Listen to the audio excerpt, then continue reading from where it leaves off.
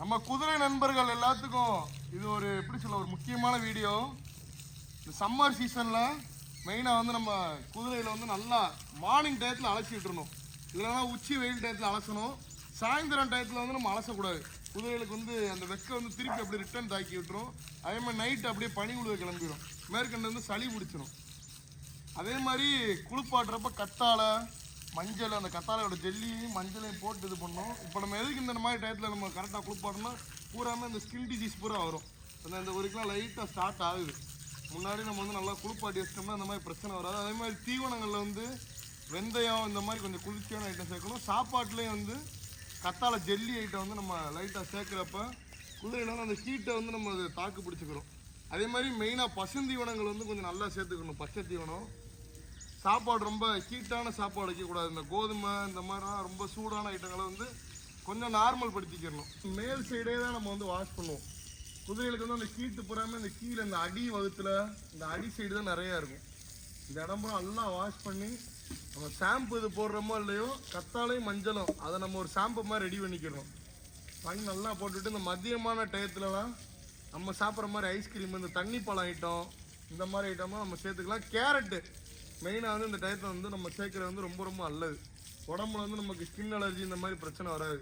அதில் skin allergy இந்த மாதிரி வர்றப்போ அது நம்மளுக்கு வந்து நம்ம அதிலோட புழங்குறப்போ அதில் நம்மளுக்கு வந்து பரவறதுக்கான வாய்ப்புகள் வந்து இருக்குது. ஃபாலோ பண்ணுறோமோ அதே மாதிரி அதுக்கு ஃபாலோ பண்ணி விடணும்.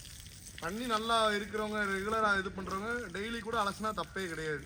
இல்லைனா முடிஞ்சளவு வாரத்துக்கு 2 நாள் கட்டாயம் அலசுற மாதிரி செட் பண்ணிக்கணும். சரிங்களா?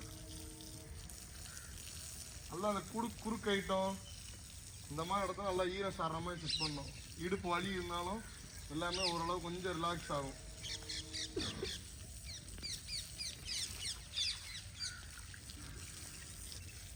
மெயினாக அந்த அடி வகரை தான் கான்சன்ட்ரேஷன் பண்ணணும். இதில் தான் நம்ம நல்லா தண்ணி அடிக்கணும்.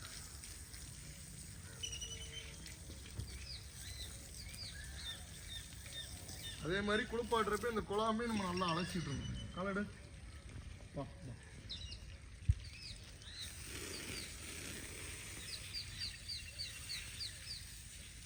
ஃபோர்ஸ் அடிக்கிறப்ப இடுக்கல் என்னென்ன இருந்தாலும் வெளியே வந்துடும். நம்ம ஹூப் பிக் வச்சு க்ளீன் பண்ணிட்டு அடித்தாலும் நல்லதுதான். ஹூப் பிக் எடுத்துருவோம். ரொம்ப மொட்டை வெயில்லையும் நம்ம கட்டக்கூடாது.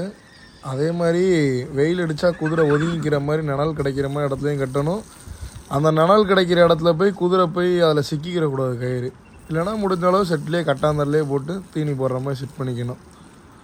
அதே மாதிரி நம்ம ஆல்ரெடி சொன்ன மாதிரி தான் காதில் வந்து நம்ம மெயினாக அடிக்கக்கூடாது. அந்த இடத்துல நம்ம வர்றப்ப ஓரளவு நம்ம இப்படி வந்துடணும்.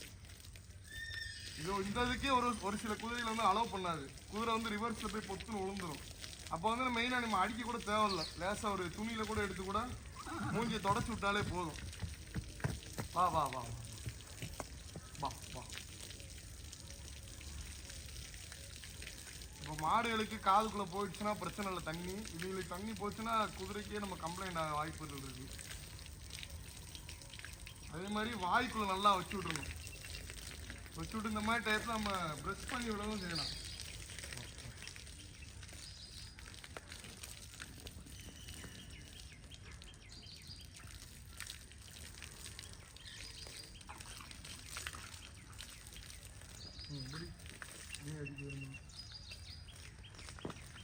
லேசாக கொஞ்சோண்டு செங்கப்பொடி எடுத்து கூட உள்ளங்கையில் வச்சு நல்லா அந்த பல்லில் பூரா நல்லா தேய்ச்சி விடலாம்.